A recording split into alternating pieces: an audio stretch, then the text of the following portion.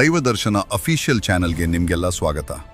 ಇತಿಹಾಸವೋ ಪೌರಾಣಿಕ ಕಥೆಯೋ, ಬಲಿಷ್ಠವಾದ ವಿಕ್ರಮಾದಿತ್ಯನ ಹೆಸರು ಕೇಳಿದ್ರೆ ಇಂದಿಗೂ ಕಾಲವೇ ನಿಂತಂತೆ ಆಗ್ತದೆ. ಅವನ ಸಾಹಸ, ಜ್ಞಾನ ಮತ್ತು ನ್ಯಾಯಬುದ್ಧಿ ಕೇಳಿದ್ರೆ ನೀವು ಅಚ್ಚರಿಯಿಂದ ಕಂಗಾಲಾಗ್ತೀರಾ. ವಿಕ್ರಮಾದಿತ್ಯ ಯಾರು ಗೊತ್ತಾ? ವಿಕ್ರಮಾದಿತ್ಯ ಎನ್ನುವುದು ಭಾರತೀಯ ಇತಿಹಾಸ ಮತ್ತು ಪೌರಾಣಿಕ ಪರಂಪರೆಯಲ್ಲಿ ಅತ್ಯಂತ ಪ್ರಸಿದ್ಧ ಮತ್ತು ಗೌರವಾನ್ವಿತ ರಾಜನ ಹೆಸರು. ವಿಕ್ರಮ ಅಂದರೆ ಪರಾಕ್ರಮ, ಧೈರ್ಯ. ಆದಿತ್ಯ ಅಂದರೆ ಸೂರ್ಯ, ಅಂದರೆ ಸೂರ್ಯನಂತೆ ಹೊಳೆಯುವ ಶೂರ ರಾಜ ಎಂಬ ಅರ್ಥ ಬರುತ್ತದೆ.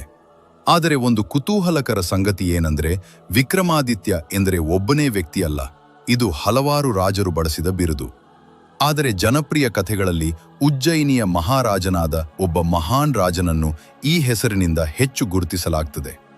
ವಿಕ್ರಮಾದಿತ್ಯನ ಕಾಲ ಮತ್ತು ಹಿನ್ನೆಲೆ. ಇತಿಹಾಸಕಾರರ ಪ್ರಕಾರ ವಿಕ್ರಮಾದಿತ್ಯನು ಬಹುಶಃ ಕ್ರಿಸ್ತಪೂರ್ವ 1ನೇ ಶತಮಾನದಲ್ಲಿ ಆಳಿದ ಎಂದು ನಂಬಲಾಗಿದೆ. ಅವನು ರಾಜಧಾನಿಯನ್ನು ಉಜ್ಜಯಿನಿನಲ್ಲಿ ಸ್ಥಾಪಿಸಿದ್ದನು. ಅವನ ಹೆಸರಿನೊಂದಿಗೆ ಸಂಬಂಧಿಸಿದ ಪ್ರಸಿದ್ಧ ಕಾಲಗಣನೆ ಇದೆ, ವಿಕ್ರಮ ಸಂವತ್. ಇದು ಭಾರತದ ಒಂದು ಪ್ರಮುಖ ಪಂಚಾಂಗ ವ್ಯವಸ್ಥೆ. ವಿಕ್ರಮಾದಿತ್ಯ ಶೌರ್ಯ ಮತ್ತು ಧೈರ್ಯದ ಪ್ರತೀಕ. ವಿಕ್ರಮಾದಿತ್ಯನ ಬಗ್ಗೆ ಹೇಳುವಾಗ ಮೊದಲಿಗೆ ನೆನಪಾಗುವುದು ಅವನ ಶೌರ್ಯ. ಅವನು ಅನೇಕ ಯುದ್ಧಗಳನ್ನು ಗೆದ್ದು ತನ್ನ ರಾಜ್ಯವನ್ನು ವಿಸ್ತರಿಸಿದ್ದನು.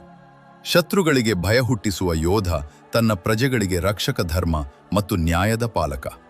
ಅವನನ್ನು ಕೇವಲ ರಾಜನಾಗಿ ಮಾತ್ರವಲ್ಲ, ಧರ್ಮರಾಜನಂತೆ ಕೂಡ ಕಾಣಲಾಗುತ್ತದೆ. ಬೇತಾಳ ಪಂಚವಿಂಶತಿ ರಹಸ್ಯಮಯ ಕಥೆಗಳು.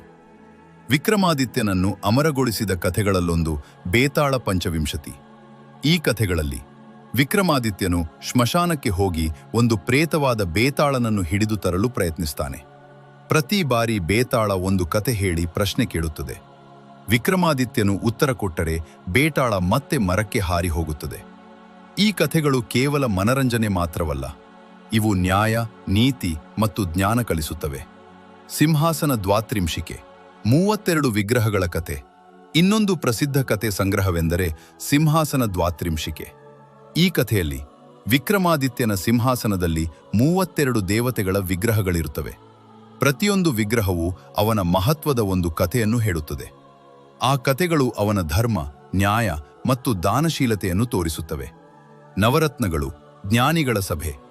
ವಿಕ್ರಮಾದಿತ್ಯನ ರಾಜಸಭೆಯಲ್ಲಿ 9 ಮಹಾನ್ ಪಂಡಿತರು ಇದ್ದರು. ಅವರನ್ನು ನವರತ್ನಗಳು ಎಂದು ಕರೆಯಲಾಗುತ್ತದೆ. ಅವರಲ್ಲಿ ಪ್ರಮುಖರು ಕಾಳಿದಾಸ, ಮಹಾನ್ ಕವಿ, ವರಾಹಮಿಹಿರ, ಜ್ಯೋತಿಷಿ, ಧನ್ವಂತರಿ, ವೈದ್ಯಶಾಸ್ತ್ರಜ್ಞ. ಈ ಸಭೆ ಭಾರತದಲ್ಲಿ ಜ್ಞಾನ ಮತ್ತು ಸಂಸ್ಕೃತಿಯ ಸುವರ್ಣ ಯುಗವನ್ನು ನಿರ್ಮಿಸಿತು. ಕಾಳಿದಾಸ ಮತ್ತು ವಿಕ್ರಮಾದಿತ್ಯ. ಕಾಳಿದಾಸನ ಕಥೆ ತುಂಬಾ ಆಸಕ್ತಿದಾಯಕ. ಅವನು ಮೊದಲು ಅಜ್ಞಾನಿ ಎಂದು ಹೇಳಲಾಗುತ್ತದೆ. ದೇವಿಯ ಕೃಪೆಯಿಂದ ಮಹಾಕವಿಯಾಗಿ ಮಾರ್ಪಟ್ಟನು. ವಿಕ್ರಮಾದಿತ್ಯನ ಆಶ್ರಯದಲ್ಲಿ ಅವನ ಪ್ರತಿಭೆ ಅರಳಿತು. ಕಾಳಿದಾಸನ ಕೃತಿಗಳು ಇಂದಿಗೂ ವಿಶ್ವಪ್ರಸಿದ್ಧ. ನ್ಯಾಯಪ್ರಿಯ ರಾಜ ವಿಕ್ರಮಾದಿತ್ಯನನ್ನು ನ್ಯಾಯದ ರಾಜ ಎಂದು ಕರೆಯಲಾಗುತ್ತದೆ.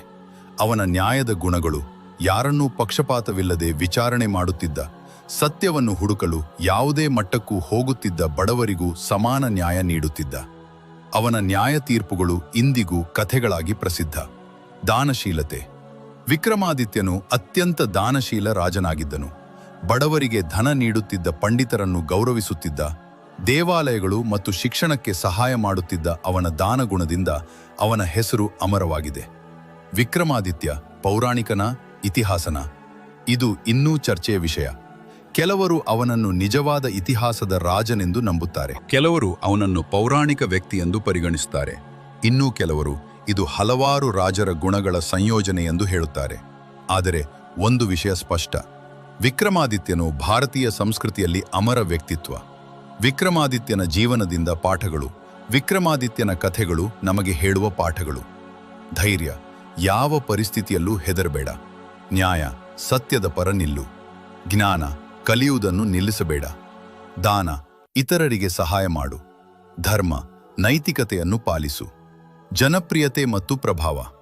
ವಿಕ್ರಮಾದಿತ್ಯನ ಕಥೆಗಳು ಮಕ್ಕಳ ಕಥೆಗಳಾಗಿ ಟಿವಿ ಸೀರಿಯಲ್ಗಳಲ್ಲಿ, ಪುಸ್ತಕಗಳಲ್ಲಿ ಇಂದಿಗೂ ಜನಪ್ರಿಯವಾಗಿವೆ. ಅವನ ಹೆಸರು ಭಾರತದ ಇತಿಹಾಸ, ಸಾಹಿತ್ಯ ಮತ್ತು ಸಂಸ್ಕೃತಿಯಲ್ಲಿ ಚಿರಸ್ಥಾಯಿಯಾಗಿರುತ್ತದೆ. ಒಂದು ರೋಚಕ ಕಥೆ. ಒಮ್ಮೆ ಬೇತಾಳ ವಿಕ್ರಮಾದಿತ್ಯನಿಗೆ ಒಂದು ಪ್ರಶ್ನೆ ಕೇಳಿತು: ಸತ್ಯಕ್ಕಾಗಿ ಜೀವವನ್ನೇ ತ್ಯಜಿಸುವುದು ಸರಿಯಾ, ಅಥವಾ ಜೀವ ಉಳಿಸಿಕೊಂಡು ಸತ್ಯವನ್ನು ಉಳಿಸುವುದು ಸರಿಯಾ? ವಿಕ್ರಮಾದಿತ್ಯ ಉತ್ತರಿಸಿದನು: ಸತ್ಯವಿಲ್ಲದ ಜೀವನಕ್ಕಿಂತ ಸತ್ಯಕ್ಕಾಗಿ ಸಾಯುವುದು ಉತ್ತಮ. ಈ ಉತ್ತರವು ಅವನ ಮಹತ್ವವನ್ನು ತೋರಿಸುತ್ತದೆ. ಕೊನೆಯ ಮಾತು: ವಿಕ್ರಮಾದಿತ್ಯನು ಕೇವಲ ಒಬ್ಬ ರಾಜನಲ್ಲ, ಅವನು ಒಂದು ಪ್ರೇರಣೆ, ಒಂದು ಮೌಲ್ಯ, ಒಂದು ಆದರ್ಶ. ಅವನ ಕಥೆಗಳು ನಮ್ಮನ್ನು ಧೈರ್ಯಶಾಲಿಗಳನ್ನಾಗಿ, ನ್ಯಾಯಪ್ರಿಯರನ್ನಾಗಿ, ಜ್ಞಾನಿಗಳನ್ನಾಗಿ ಮಾರ್ಪಡಿಸುತ್ತವೆ. ಮತ್ತೊಂದು ಹುಕ್ ಅಂತಿಮಕ್ಕೆ: ವಿಕ್ರಮಾದಿತ್ಯನ ಕಥೆಗಳು ಕೇವಲ ಕಥೆಗಳಲ್ಲ, ಅವು ಜೀವನ ಬದಲಾಯಿಸುವ ಸತ್ಯಗಳು. ನೀವು ಕೇಳಿದ್ರೆ ನಿಮ್ಮೊಳಗಿನ ರಾಜನನ್ನೇ ಎಬ್ಬಿಸ್ತವೆ.